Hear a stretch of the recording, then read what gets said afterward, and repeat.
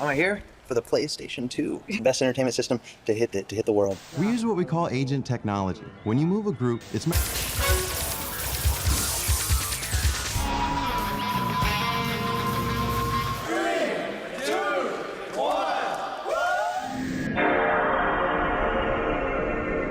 I will bet that for anyone my age, the footage I just played was extremely nostalgic. Or maybe it would have been more nostalgic if I grabbed my GameCube or my Xbox or even my Dreamcast and did it with them. Either way, these four systems make up the 6th generation of game consoles. It started in the US when the Sega Dreamcast launched in 1999 and was continued by Sony's release of the PlayStation 2 in 2000 and then Nintendo's GameCube and Microsoft's Xbox launch in 2001. Throughout the 2020s, I've routinely seen discourse on if these should be called retro consoles or not. Some believe that being 2 decades old or not is the deciding factor, while others think it's a more nuanced discussion about how games are made and played. So I wanted to make this video to weigh in on all that, and talk about how I think it should work for other console generations as well. So before diving into all that, what even is a retro console? It's pretty easy to just say game console that is old, and that's pretty much right. I mean, everyone, even non-gamers, when asked to think of a retro game, they're probably going to think of some pixelated arcade game like Pac-Man or Donkey Kong, and or think of an old Nintendo game like Super Mario Bros. All games that are over 40 years old. Retro is simply something that is currently out of style, but can be appreciated or harkened back to as a style.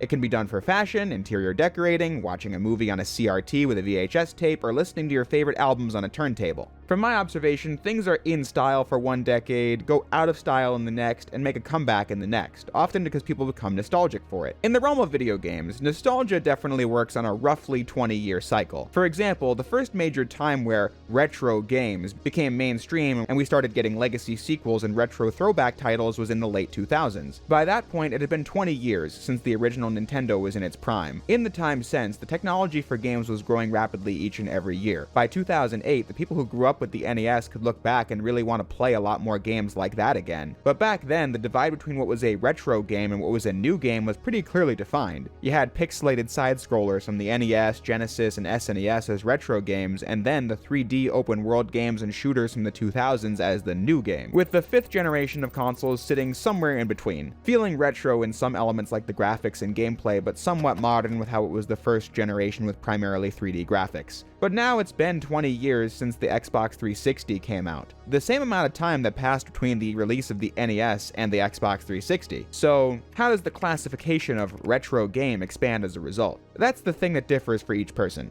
I can tell you that the first time I truly felt like the games I grew up with were becoming old and retro was about 13 years ago when the 8th gen consoles, the Wii U, PS4, and Xbox One were coming out. I remember once having a GameStop gift card for like $25 back in 2011, and I just bought a whole bunch of GameCube games like Mario Sunshine, Metroid Prime, and Animal Crossing for really cheap. Like, I'm pretty sure that copy of Prime cost me like $1. I really wish I still had all those games. I later traded them in for more chump change. Now I have a lot more respect for the games I own, and looking back, I'd love to have a more thorough GameCube collection, but these games are now way more expensive, which I can get back to later. But yeah, back in 2011, the 6th gen games were still somewhat contemporary, and you could still buy them at GameStop, which, in the store at least, only focused on newish games. But once we get into the 8th gen era, it didn't take long for 6th gen games to disappear from the store entirely. Nowadays, I'll still see a small section in there for PS3 era stuff, but it's quite tiny compared to newer games. Point being that in the realm of selling new games, a game is seemingly considered old when it's been 2 generations since that console was new. But that's a roughly 10-year time span, and I don't think most people would consider 10-year-old games retro. So let's stick to 20 years as a time frame and go more in depth into the 2 schools of thought I outlined at the beginning. I'll start with the easy one.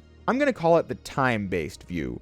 This is a static view that only really cares about how long it's been since a console was released / was relevant. The PlayStation 2 came out 25 years ago. I was about to compare it to the age of the NES again, but forget that. The PS2 is older now than the Atari 2600 was when the PlayStation 2 came out. I was born in 2000, so obviously I can't say I vividly remember that year, but growing up around that time, I can say the world was a much different place. If you traveled back in time, it would certainly be familiar to someone living now. We still had computers and internet and cell phones, but it was still a very different experience. I mean, think of turning on the CRT and hearing it make that buzzing sound, plugging my console into it with these composite cables and having to get up close and put the disc in the console, and then plugging the memory card in, which was a separate device that needed to be put into the machine. Online games were becoming really popular in the early 2000s, but we still didn't have digital storefronts to buy games and download them and updates and patches and all that. When I was a kid, there weren't tablets to play games on. You had to have a Game Boy Advance, a machine with buttons on it. The coolest game my dad's phone played was Brick Breaker. It was a culturally different time as well as we entered the new millennium, which also influences the art that gets made to begin with. All these little things that made the experience what it was. Things my younger cousins who play the Xbox Series X wouldn't relate to. The time school of thought factors in how long it has been, what the culture was like at the time of the release, and how that context informs our engagement with it. Once all those things change, that's when something becomes retro, in the eyes of people who think like this. But then, what is the other way to think of it? This is something that probably only comes up in technologically related things, but I'm going to call it the game mechanics school of thought. Simply put, subscribers to this idea believe that a game being retro is far more nuanced than time and place.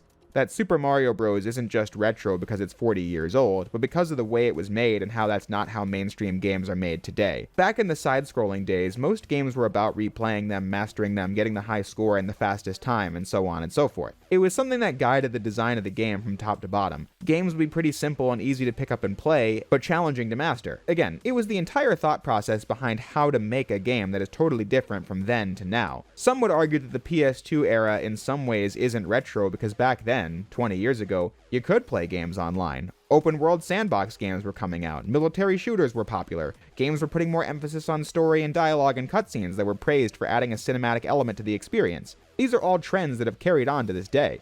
The way you made games has certainly changed between the 6th generation and today, but not so radically that those games would be foreign to a player of today like a game from 40 years ago might. But then, even amongst people who believe this, there is still some who would say that the games of the early 2000s would meet the criteria of retro. It's the 7th generation where this conversation gets more interesting. As I said earlier, the Xbox 360 is going to be 20 years old this year, and the Wii and the PlayStation 3 will be 20 next year. That's a long time, and as the newer systems start coming out in the next couple years, we'll see these games no longer sold at GameStop, and more of their iconic games will be turning 20 years old. A time and context very different from where we are now. However, this was the era where digital storefronts, downloadable games, patches, HD graphics, universal widescreen compatibility, and DLC became standard features. Sure, a game from almost 20 years ago played on original hardware will look dated, or run really poorly on said original hardware, but it will feel familiar. Uncharted and Gears of War might be turning 20 soon, but if you've played any modern third-person shooter game, you can probably wrap your mind around these games pretty easily, because how many game designers approach their games has remained pretty consistent between the late 2000s and the current day.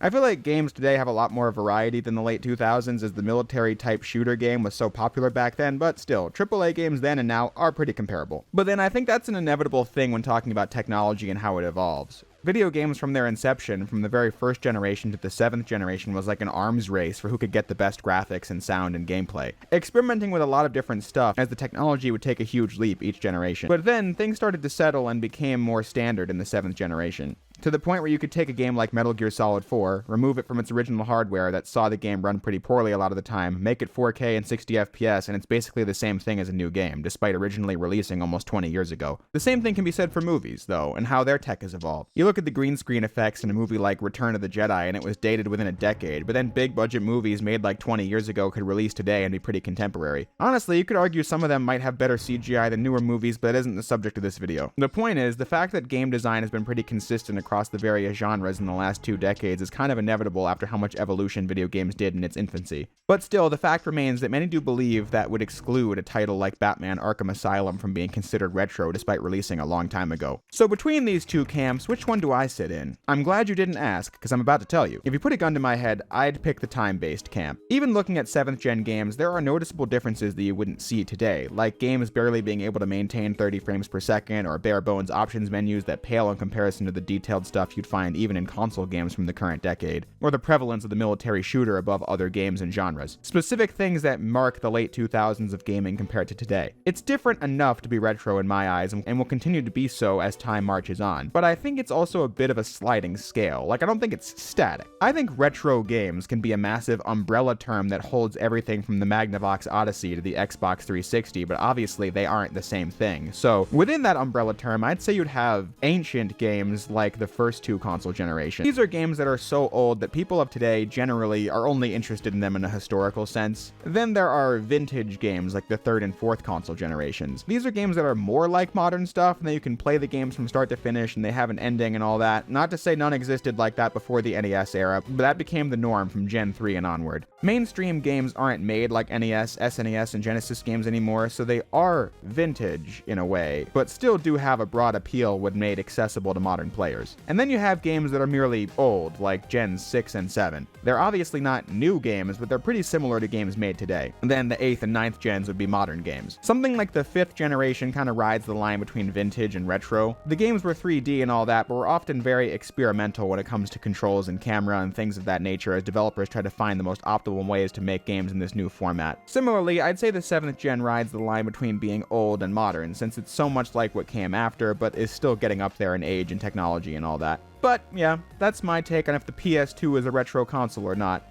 I'd say it is, but everyone has a different opinion and are entitled to that. I see this discourse crop up in my feed every now and again. I think it's a really interesting conversation to have and wanted to make a video about it. So I hope everyone enjoyed that mini video, because I intend to keep making these kinds of smaller discussion-based videos. I enjoy them, and they can lead to interesting comments down below.